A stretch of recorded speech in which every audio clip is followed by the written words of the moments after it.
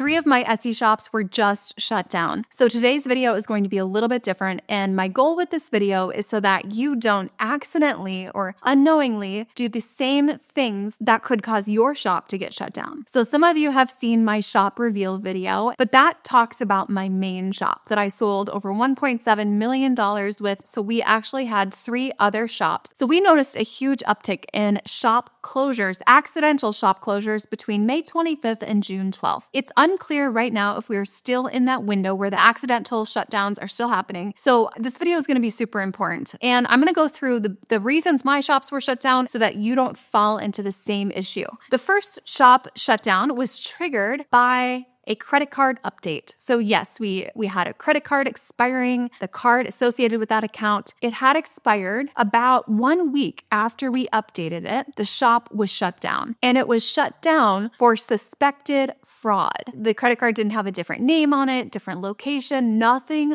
out of the ordinary. The next shop that we had shut down was the shop that we opened right after updating that one. Now we used a brand new email, a brand new name, banking details, all of that was brand new. The one thing that did not change was the IP address that we were previously logged in to the other shop on. When that first shop was shut down for suspected fraud, it was just a shop suspension, which is different than saying like you can never sell on Etsy again. Those statements in the emails are very, very different. And then the same thing happened to a third shop. So that was all from simply updating credit card details. I should note, before I reached out to my connection to Etsy, we just appealed it because it was clearly a mistake. And the appeal said, no, this shop is permanently shut down. And this shop was like maybe 6 to 8 years old, which, is interesting. And that is when I promptly reached out to my contacts at Etsy and they handled it and opened the shop again. So just a heads up, if that ever happened to you and you're under my wing, I've got you covered. Now let's jump into some of the sellers that I work with because they also had very interesting accidental shop shutdown reasons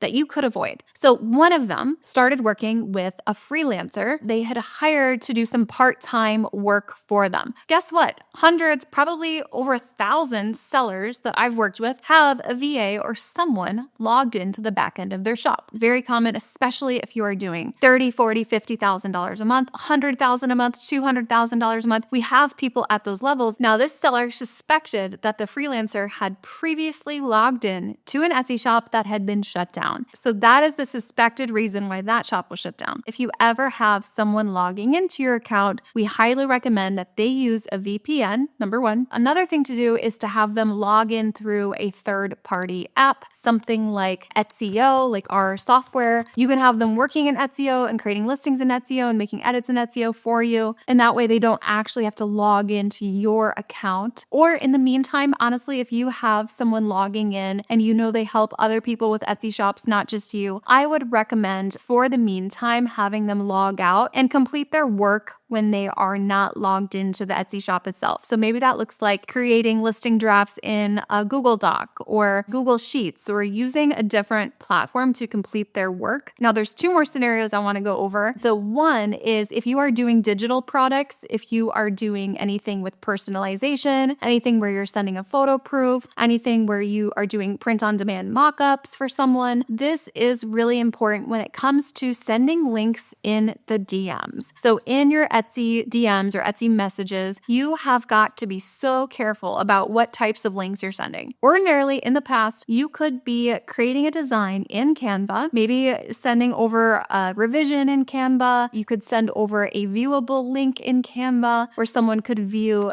maybe a digital product or a personalized product that you've done for them. Not anymore. It's not safe because Canva is a platform where transactions can occur. And we are seeing a gigantic uptick in any type of link sent over Etsy messages where a transaction could occur. Here's a perfect example. Let's say you customize this design, and instead of Smith family reading, you're going to put like Johnson family reading, and you want to send them the proof. Well, you cannot do that because look on the right side. The person could literally order this through Canva. So while you are just sending a mock-up, the mock-up is happening on a site where the person could order something, could purchase something, could put in their credit card details. So let's say you are selling selling like a welcome sign. If you say you can buy this stand on Amazon here, literally showing them a complimentary product, that is not okay. For me, I had products where everything was custom. People wanted me to match their crib sheets, or people wanted me to match their wallpaper. So they're constantly sending links over to Pottery Barn or to Spoonflower or to other sites where they had purchased a product that they want me to match. Well, they're sending a link to a